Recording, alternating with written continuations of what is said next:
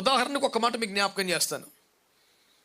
ఒక్క దినములోనే 127 సంవత్సరంలో చెదిరిన యూదులందరినీ చంపాలని హామాను తీర్మానం చేశాడు. ప్లాన్ చేయటమే కాదు, చట్టంగా మార్చాడు. చట్టము పాస్ అయిపోయేలాగా రాజుగారితో ముద్ర వేయించాడు, సంతకం పెట్టించాడు. అంచెల వారి చేత తాకీదులు అంటే సర్క్యులర్ జారీ చేశాడు. అన్ని డిపార్ట్మెంట్స్కి వెళ్ళిపోయింది.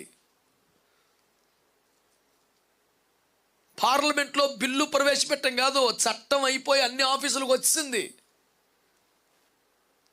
బిల్లు పాస్ అవ్వకుండా ఆపాలి అనేదే పెద్ద విషయం కాదు. బిల్లు పాస్ అయిన తర్వాత కూడా ఆల్రెడీ అన్ని ఆఫీసులకి సర్క్యులర్స్ జారీ చేసిన తర్వాత దేవుడు కార్యం చేసిందని ఆపాడు.